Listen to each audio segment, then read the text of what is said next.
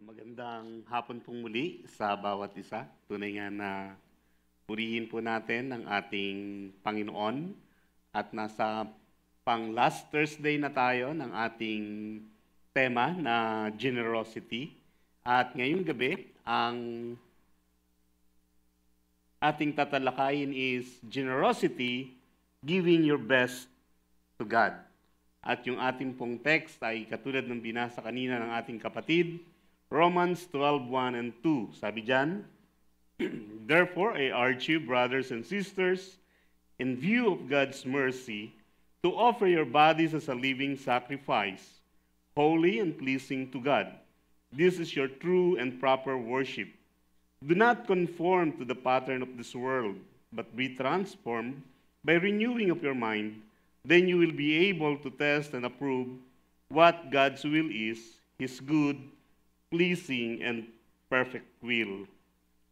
In the context of generosity, it's not only a material that we can give to God. Hindi lamang yung mga material yung pwede nating ibigay sa Panginoon. We can also give our very best. Yung pinaka-the best para sa atin. Ano ba yung pwede nating ibigay sa Panginoon? Ang Panginoon wala nang question sa Kanya. He gave His one and only Son para sa bawat isa sa atin. Nang sa ganon, magkaroon tayo ng magandang relasyon sa Kanya. Na kahit sa kabila ng ating pagkakalayo sa Kanya dahil sa kasalanan, gumawa ng paraan ang ating Panginoong Diyos, ang Diyos Ama, upang muli tayong mapalapit sa Kanya. Romans 3:23, for all have sinned and come short to the glory of God. Lahat ng paraan ginawa ng tao para muling mapalapit sa Diyos, pero hindi yun umubra para sa Panginoon. Hindi yun, kumbaga, hindi yun nag-materialize. No, hindi yun nag-materialize. That's why yung paglilingkod nila sa ibang Diyos-Diyosan, yung mga bagay na ginagawa nilang prioridad sa kanilang buhay, nagiging rebelde ito para sa Panginoon. That's why idolatry is our rebelliousness to God. Gusto nating paglingkuran ng Diyos ayon sa ating konteksto. Ang Panginoong Diyos sa Kanyang salita, nagbigay siya ng mga pamantayan kung paano natin siya paglilingkuran. Paano natin paglilingkuran ang ating Panginoon? Nagbigay siya ng mga pamantayan para makalapit tayo sa Kanya. Kung ano ba yung ating dapat gawin, kung ano ba yung ating dapat na ihandog para sa Kanya, nagbigay siya ng mga pamantayan sa Kanyang salita. That's why the theme and the topic about generosity ay hindi lamang ito pumapaloob sa mga material na pwede nating ibigay sa Kanya. Sino po ang nakakaalam ng kantang to? It's about a hymnal song, an old hymnal song, written about 1700 years, no?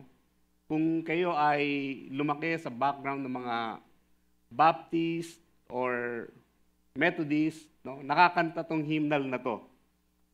Give up your best to the Master. No? Sino po nakakaalam?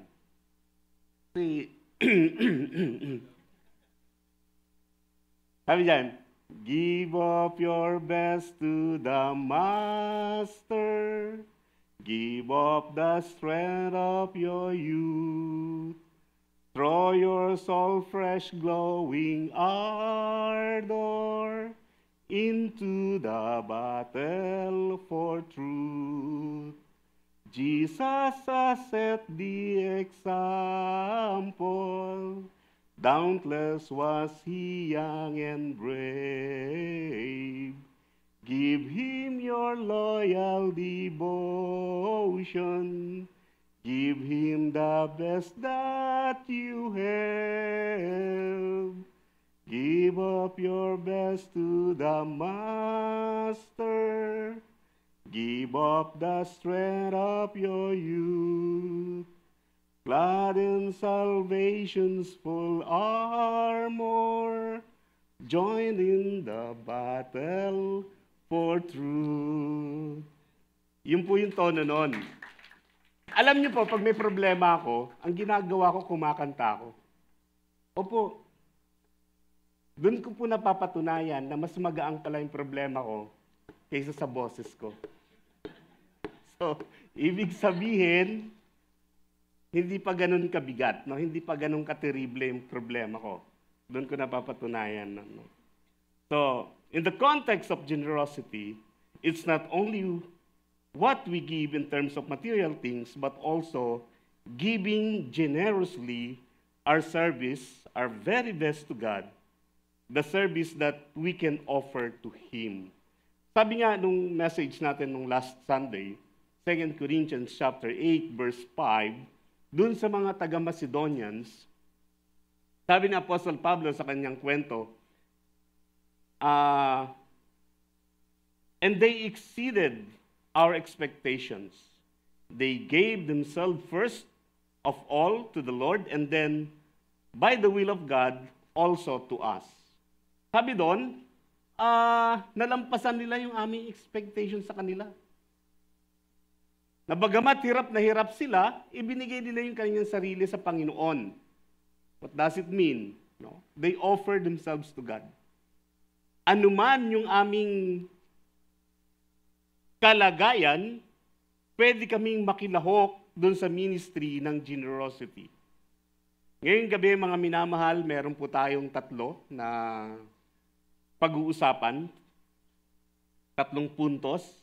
First is, give God the highest priority.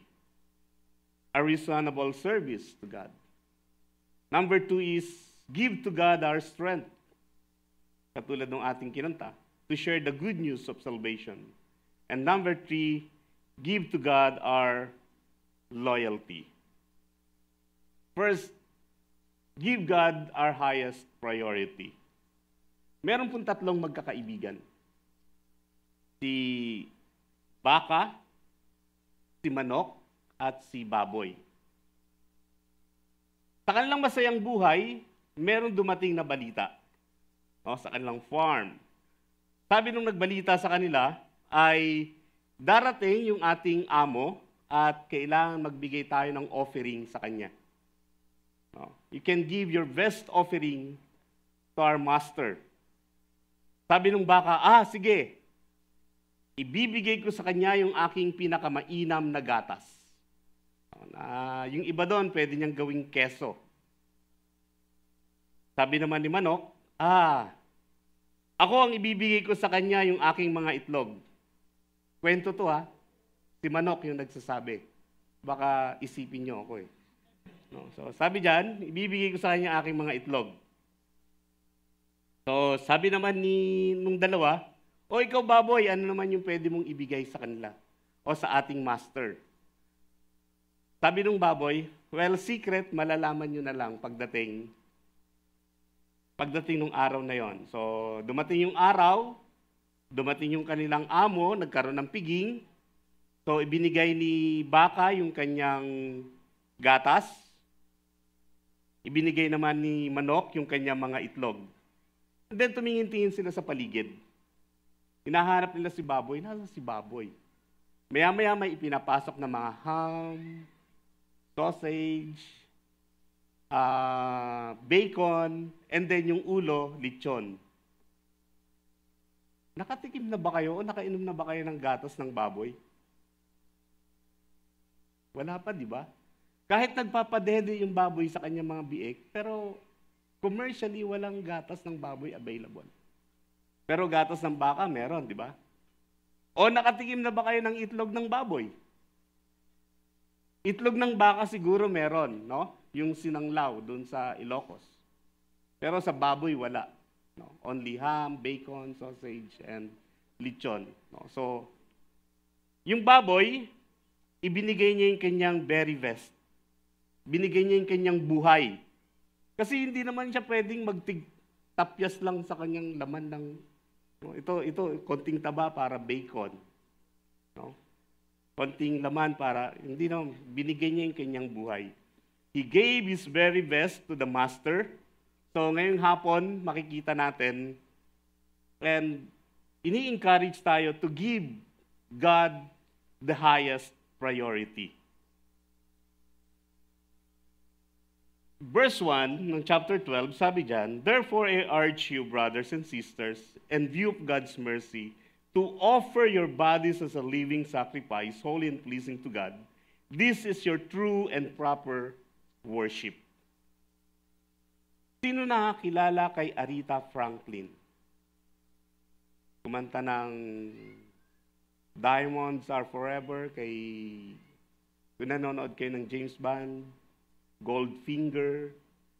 Kumanta po siya ng mga bata kasi kayo, ang alam nyo ngayon, yung mga yung Call Me Maybe, mga ganon, yung mga alam nyo. No? Pasensya na kayo kasi parang nakaano to sa mga amin, no? Sa aming generation. Pero kinakanta-kanta to kahit papano, di ba? Sa mga radio or sa YouTube. Sabi dyan, yung Say a Little Prayer. Narinig nyo na ba yun? The moment I wake up, before I put on my makeup, di ba? I say a little prayer for you. Ba't parang musical tayo ngayon, no? Anyway, sabi dyan, the moment I wake up, before I put on my makeup, I say a little prayer for you. While combing my hair now, sa akin hindi yung totoo, and wondering what dress to wear now, I say a little prayer for you. Imagine giving the highest priority to our God. Sabi niya, bago daw siya paggising sa umaga, bago siya mag-makeup, bago magsuot ng damit, nagsasabi siya ng prayer. Kayo po, ano pong ginagawa ninyo pagkagising? Tingin sa cellphone, baka may nag-chat, ano ba activity ngayon? O titingin kung saan yung charger, yung charger ko! Kasi nalobat yung cellphone mo, bago ka makatulog. Giving priority to God means that to put God first in all our activity. Even to our decisions. Hindi siya yung parang choice na lang. Hindi yung pagka nagkaroon ka ng problema, lalapit ka kung kani-kanino, kukulitin mo si Sir Beans, kukulitin mo si Pastor Sep, no? Kasi may problema kayo. Put God first sa lahat ng ating ginagawa. That means giving God our highest priority. Binibigyan natin ng pinaka-priority ang Panginoon. Sa 10 Commandments, kung ating babalikan sa Exodus chapter 20, mababasa natin doon yung first 4. Sabi diyan, huwag kayong magkakaroon ng ibang Diyos-Diyosan maliban, o huwag kayong magkakaroon ng ibang Diyos maliban sa akin. Ako si Yahweh ay mapanibughuin. I'm a jealous God. Ibig sabihin, sa lahat ng ating ginagawa, ang Diyos dapat palagi ang ating priority.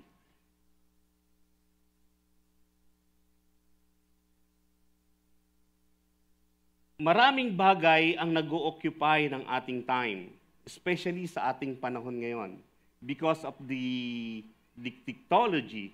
Nung panahon nila, wala pa namang mga teknolohiya, wala pang cellphone. Siguro pag napunta sila sa ating panahon ngayon, magugulat sila. Ano yung hawak nyo? Bakit nagsasalita?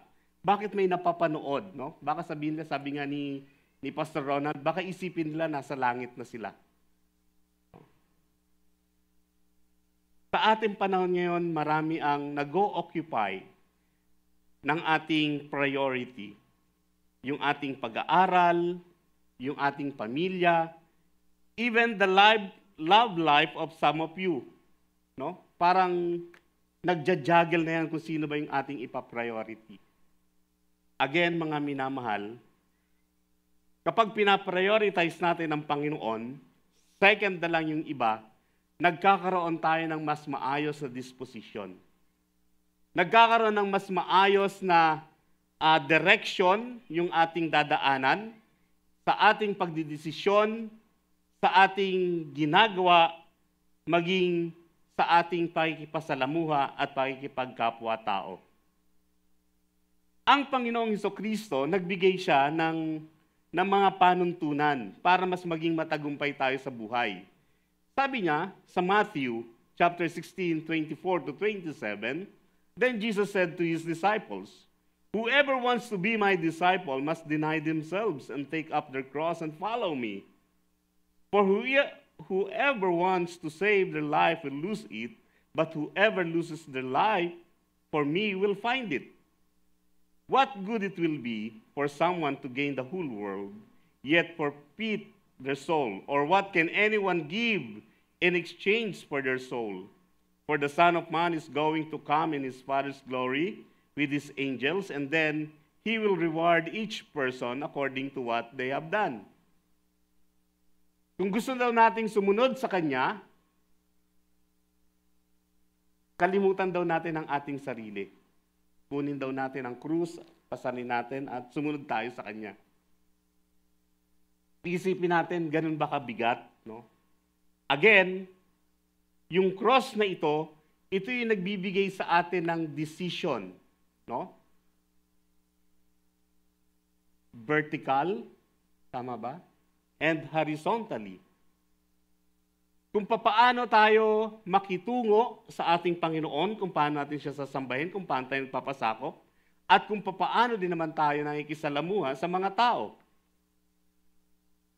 Sa ating pagsunod, dapat nakikita sino ba ang ating master.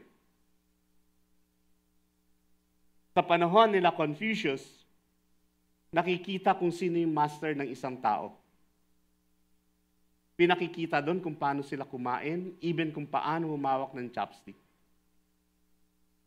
Kaya yung pamilya na isa, for example, ay Ilyantada family, makikita lahat na ito yung pinagmulan. Kasi ito lang yung kanilang sinusunod. Ito yung tribo nila, ito yung clan nila. Ganun po yung pinaka-idea ng discipleship, ng pagsunod sa Panginoon. Kaya sabi ni Apostle Pablo, tayo mga ambasador ni Kristo, hindi lang natin isinishare si Kristo, kundi ipinakikita din natin yung buhay na nakay Kristo. That's why we have to give God our priority. Bigyan natin siya ng prioridad. Hindi yung parang second choice lang siya. Hindi yung pag naisip natin, ay sorry Lord, nakalimutan kita. Busy kasi ako. Hindi ganon. Kundi lagi nating inuuna ang Panginoon, second na lang ng lahat. Second is to give God our strength. Ibig sabihin, to share the good news of salvation. Yung ating kalakasan, ibinibigay natin sa Panginoon ating kalakasan.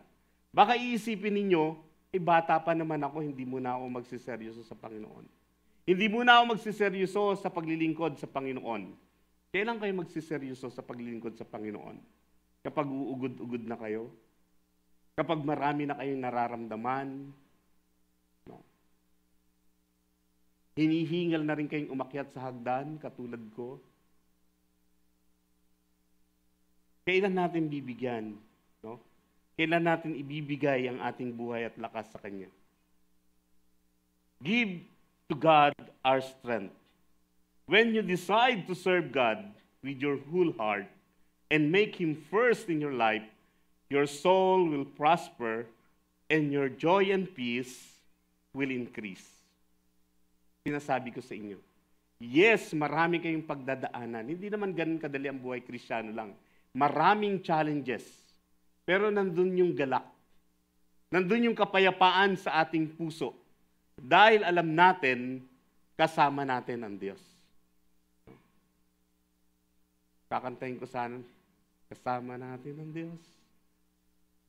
Di ako matatakot. No? Alam natin kung sino yung ating kasama. Yes, hindi ganun mamuhay, no? Sa inyo, mga kabataan, maaring inaasar kayo ng inyong mga barkada. No? Naalala ko nung way back 1985, 86, no? Hindi pa buhay yung iba sa inyo noon. Una akong maging Christian, kami ng aking may bahay. Tinatawag ako sa labas ng pastor. It's like parang pangiinsulto, pangungulit, pantututya, pero hindi ko akalain na magkakatotoo yung pang-aasar nila sa akin. Naging pastor nga ako.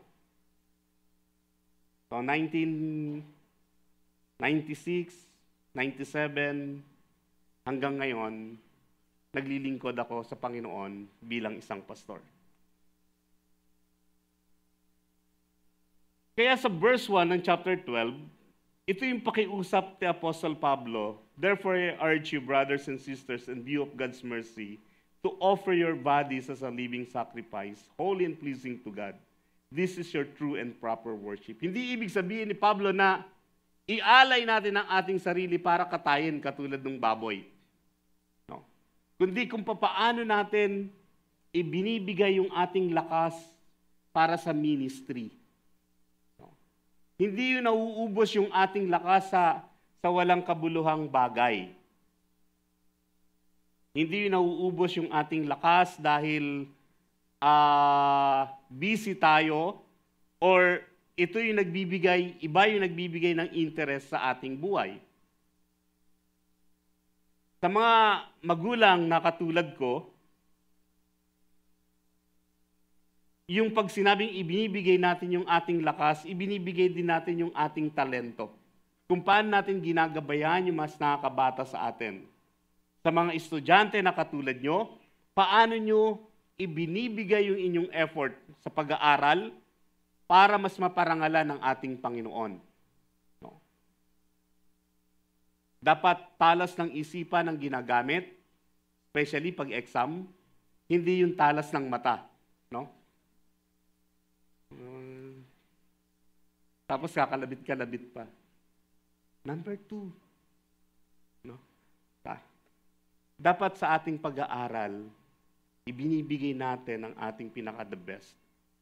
Hindi para magkaroon tayo ng highest grade, kundi maipakita natin bilang isang lingkod ng Panginoon, paano tayo mag-perform bilang anak ng Diyos.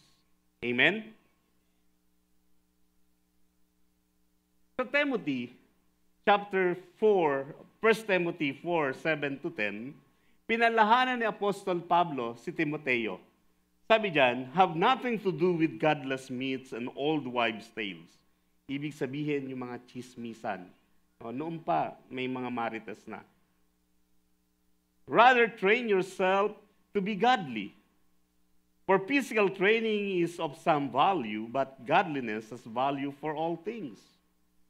Holding promise for both the present life and the life to come, this is a trustworthy saying that deserves full acceptance.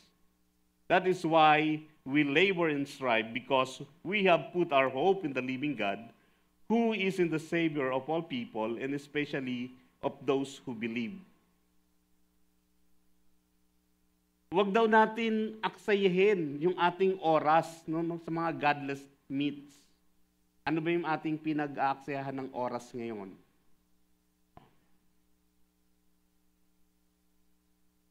Kung saan nakakuha ng kanyang magical fruit.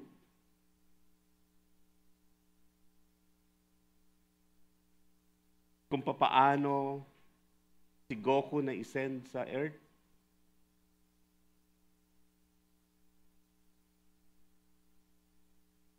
Hindi na daw dapat yon. Ano ba yung mga manga na latest ngayon? Hindi na ako updated. That's why sabi dyan ni Apostle Pablo kay Timoteo, wag na yung pag-aksayahan mo, bagkos i-train mo ang iyong sarili to be godly.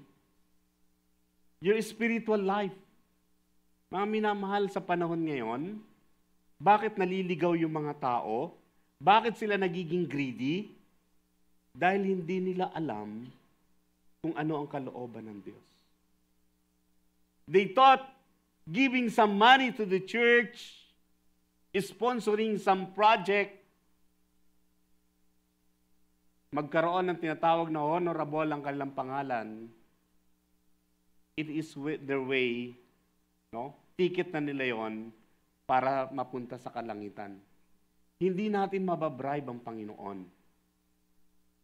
Panginoon, Diyos ang siyang may-ari ng lahat ng dito. Bakit sila naliligaw? Kasi ini-spend nila yung kanilang lakas, yung kanilang oras sa mga walang kabuluhang bagay. Ano sabi nga nung verse sa Matthew? Anong mapapala mo, makamtan mo man ang mundo? Ngunit mawawala naman ang iyong kaluluwa, mapapahamak naman. Ano ang iyong pwedeng ibayad kapalit ng iyong kaluluwa? Wala. That's why we have to give our strength to God. Yung ating pagsisilbi sa Panginoon. Hindi naman ibig sabihin na parang pupunta ka lagi dito sa CLCC, makikinig ka sa mga preaching, no? Thursday and Sunday lang naman tayo na-require. Hindi ko lang alam kung Sir Vince, na-require kayo ng ibang araw. Pero aside from that, yun lang. Na-require kayo mag-devotion. Tama? Dahil para mas matuto, mas lumago tayo sa ating spiritual life. Yung mga kabataan ngayon, ages 16 to 21, ito yung tinatarget ng mga iba yung prinsipyo sa buhay para may indoctrinate nila doon sa kanilang gusto para sa mundong ito. Para mailigaw kayo ng landas at papaniwalain kayo sa ibang ideology. But when you commit your life to God, anumang ideology ang inyong kaharapin, alam nyo na meron kayong foundation mula sa Panginoon from the Word of God at hindi kayo maililigaw.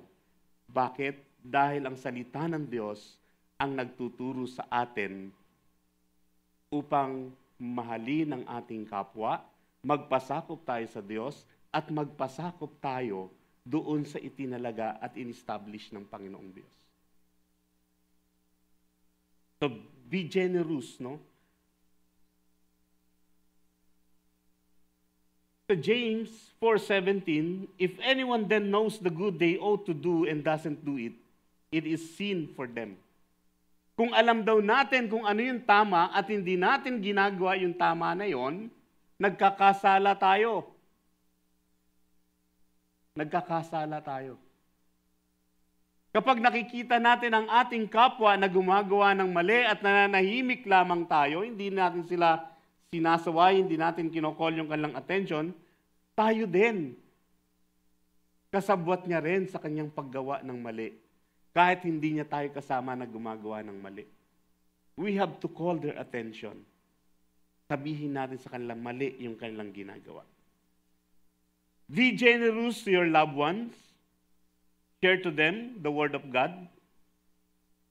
Share to them your life experiences, your spiritual journey. Sabihin mo sa kanila kung ano yung ginagawa sa iyo ng Panginoon sa iyong buhay.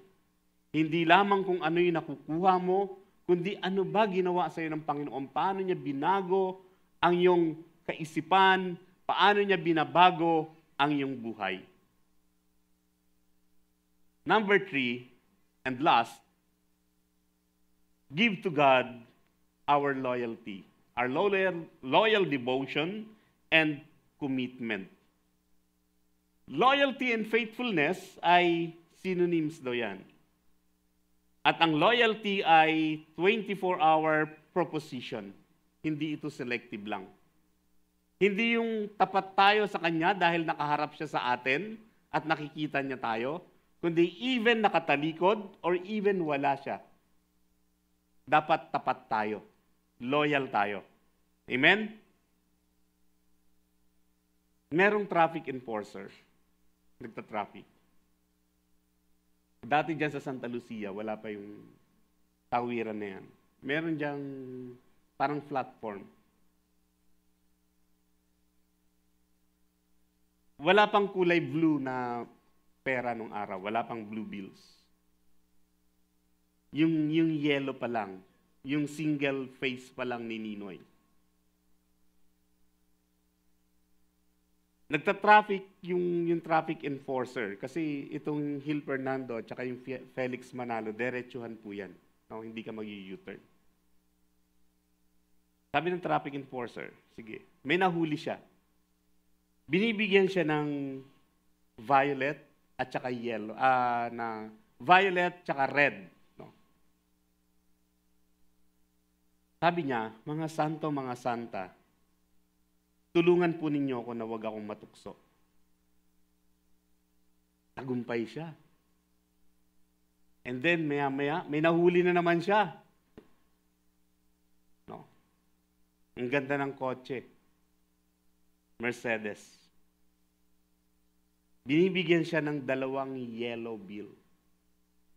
Bigat-bigat to. Ang panalangin niya, mga santo, mga santa, pakitakpan po ninyo ang inyong mata. Hindi ko na po kaya ang tukso na ito. Kukunin ko na po itong 2 yellow bill. Loyalty is a 24-hour proposition. Hindi kung ano lang yung kaharap natin, doon tayo loyal. Kung hindi kung saan lang tayo makikinabang, doon tayo. No. Tingnan natin ang story ni Abraham. Paano siya naging loyal sa Panginoon. Tinawag si Abraham, hindi niya alam kung saan siya pupunta. Pero sumunod siya sa Panginoon. For 75 years, sumusunod si Abraham sa Panginoon. Tapat pa rin siya. Dahil sabi ng Panginoon sa kanya, ikaw ay magiging ama ng maraming bansa. Sabi niya, wala po akong anak, kundi yung anak ng alipin na lumaki sa aking tahanan. Si Ezekiel. Siya po yung aking magiging tagapagmana. Sabi niya, hindi. Sa susunod na taon, pagbalik ko, magkakaroon ka na ng anak.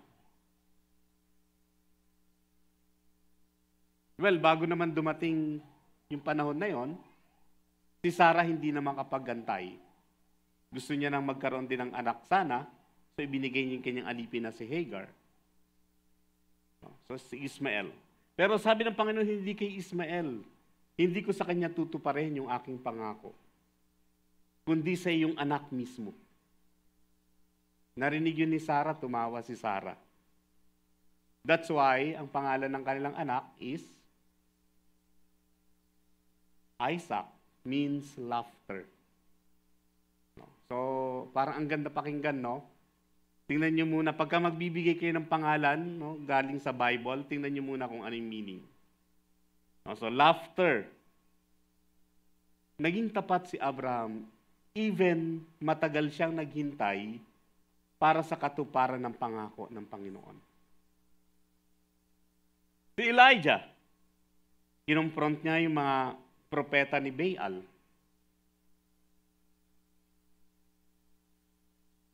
Inaasar niya pa yung mga prophet ni Baal. Basahin niyo pa, baka tulog lang si Baal. Sumigaw pa pala kayo, sumigaw pa kayo. Lakasan niyo pa boses niyo. Pero nung siya na, sabi niya doon sa kandog niya, bakibasa niyo pa. Hindi umuulan for 40 days, and yet, wala ng tubig, sabi niya, basahin niyo pa. Naging tapat si Elijah. Kahit after niya manalo, papatayin siya ni Jezebel, tapat pa rin siya sumusunod sa Panginoon. Pumunta siya sa bundok, sabi niya, gusto ko nang mamatay. Sabi ng Panginoon, pagod lang yan, matulog ka. Nagpalago ng puno ang Panginoon, nagkaroon siya ng shade. Natulog siya, pagising niya, gusto ko nang mamatay. Hindi, gutom lang yan. Nagbigay ang Panginoon ng pagkain. Basahin niyo yung book ng Kings. Ganun ka-loyal yung mga propeta. Jeremiah. Kakaibang propeta si Jeremiah. Dahil lahat ng sinasabi ng Panginoon, ipinagagawa niya sa kanyang sarili. Pati si Ezekiel. Sabi ng Panginoon, ganito yung gagawin ko sa Israel. Ginawa yun sa kanyang sarili. So kung kayo ba yung propeta na katulad ni Jeremiah, alam niyong matigas yung ulo ng mga tao, susunod pa rin ba kayo? Pero sila sumunod. Even Moses sumunod. Ilalabas mo yung mga Israelita sa Ehipto, pero pagdating doon, patitigasin ko ang puso ni Pharaoh. Hindi ganun kadali ang yung pagdadaanan. Imagine, na dapat ikaw yung hari, ikaw yung Pharaoh ng Egypt, pero dahil sa iyong isang pagkakamali, umalis ka, and 40 years babalik ka. Kaya sabi ni Moses, hindi ako magaling magsalita, bulol ako. Bakit? Kasi nahihiya siya doon sa Pharaoh. Na yung kanyang little brother, yun na yung Pharaoh. Yun na yung namumuno na dapat siya. Pero hindi yun ang kalooban ng Panginoon. Punta tayo sa buhay ni Job. Kung paano siya pinagmalaki ng Panginoon. Namatay yung kanyang mga kahayupan, mga alagang hayop, yung kanyang mga alagang hayop, namatay. Namatay yung kanyang mga anak. Sabi ng Biblia, nawala kay Job lahat ng mga gandang bagay. Yung asawa niya lang yung natira sa kanya. Tapos sabi pa ng asawa niya sa kanya, itakwil mo na yan Diyos mo. Para mamatay ka na rin. Pero sabi ni Job, isinilang akong walang dala. Aalis din akong walang dala. Nagkaroon siya ng mga boils. No? Mga pigsa. Sakit kaya magkaroon ng pigsa. Pero hindi pa rin siya bumitaw sa Panginoon. He remained faithful to God. Kahit wala na sa kanya. And the end, no? Sa bandang huli, sabi ng Panginoong Diyos sa kanya,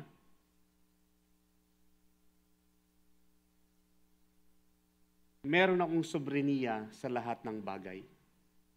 Bilang Diyos, pwede kong gawin ang lahat ng bagay. Nais kong ipakita sa lahat na may karapatan ako at kapangyarihan na gawin ang nais kong gawin. Pero higit sa lahat, kung paano ako iibig sa aking nilikha. Ibinalik ng Diyos kay Job ang lahat ng bagay.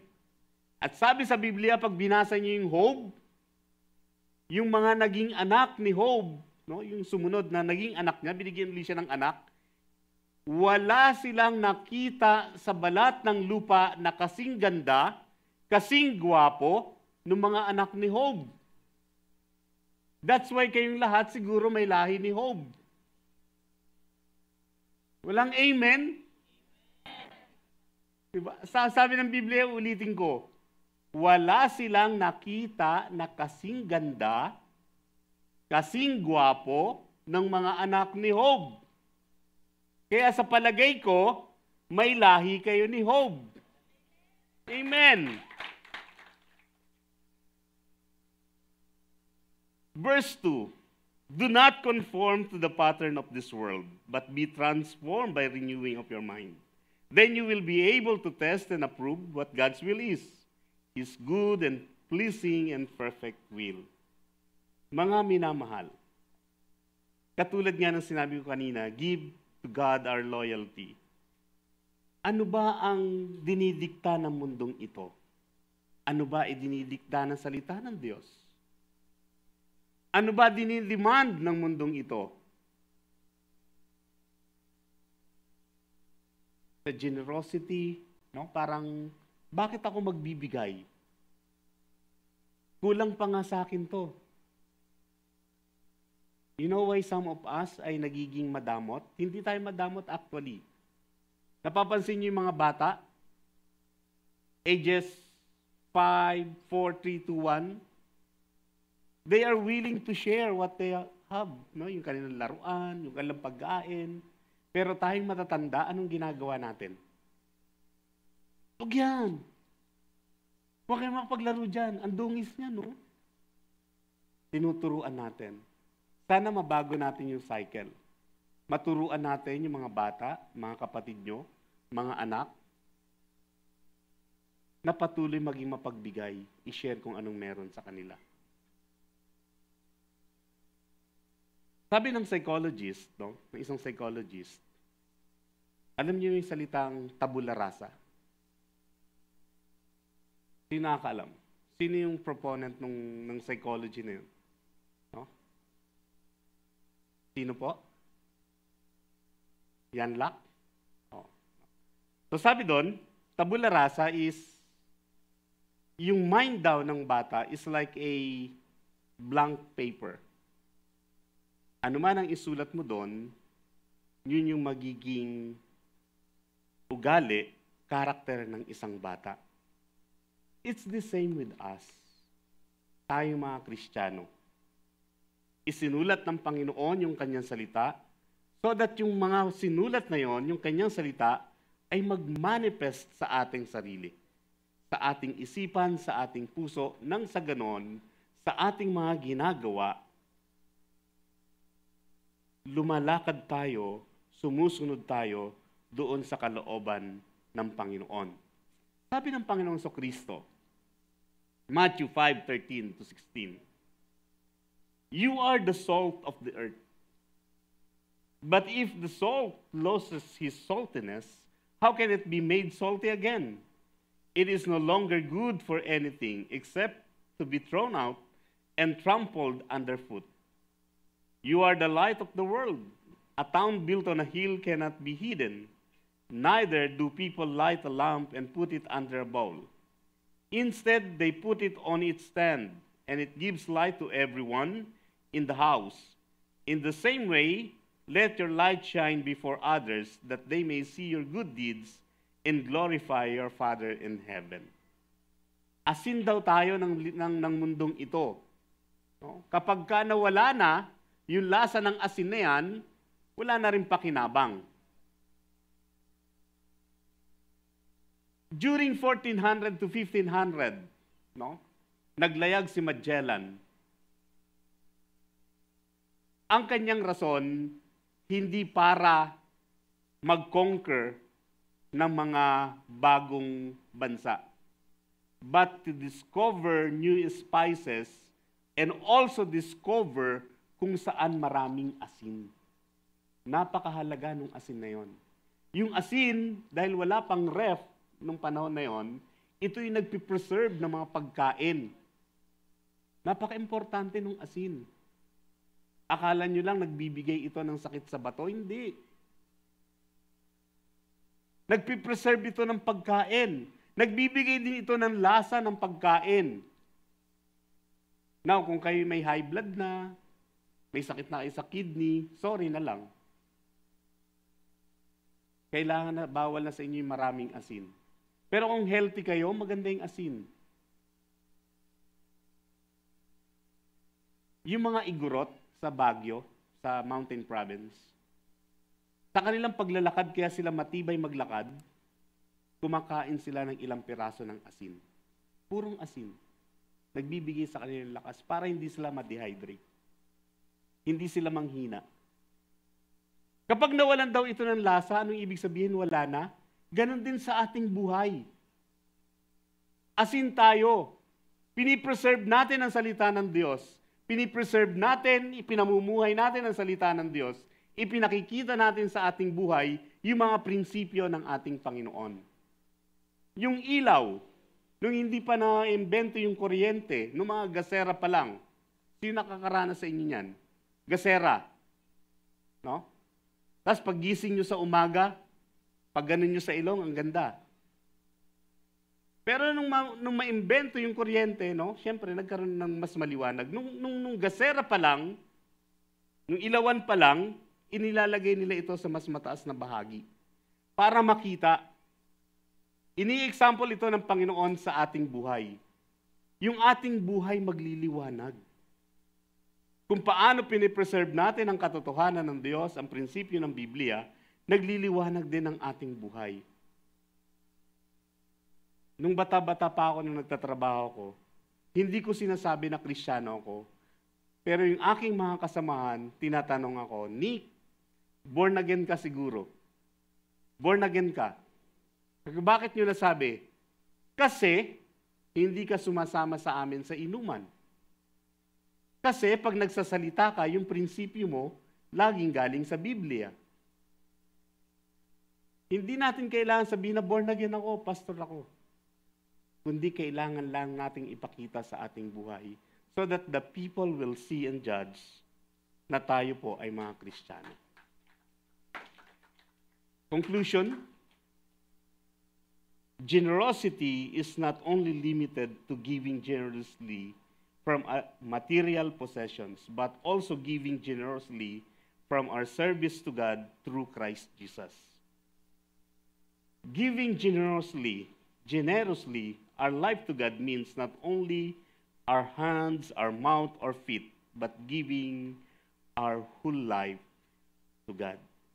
Sana, mga minamahal, aking panalangin, ipagkatiwala natin sa Kanyang ating buhay. Nang sa ganon, makapagbigay tayo ng ating very best sa ating Panginoon. Tayo po tayong lahat para sa ating panguling panalangin. O pagtatapos ng panalangin. Salamat po, dakilang Diyos, sa mensahe na aming narinig sa gabing ito. To give to you the best of us. Our priority, our strength, our life. May bigay namin lahat ito, Panginoon, sa inyo. O Diyos, salamat, Panginoon, sa mensahe ng generosity na ito. Ikaw po yung aming pamantayan kung paano po ibinigay ang iyong bugtong na anak para sa amin, ang Panginoong Kristo, upang aming maging Panginoon, maging tagapagligtas, maging kuya, maging kaibigan, maging kadamay sa lahat ng oras. Salamat po, O Diyos, sa inyong pagiging mapagbigay, sa inyong generosity sa amin. Sa aming pananalig, sa aming pakikipag-isa sa inyo, Panginoon, patuloy niyo pong sinusupply ang pangailangan ng bawat isa. Hindi lamang po, Panginoon, sapat, kundi siksik, liglig, at umaapaw na pagpapala ang patuloy niyong pinagkakaloob sa bawat isa amin. Purihin po kayo, O Diyos, sa pangalan ni Jesus. Amen. Amen.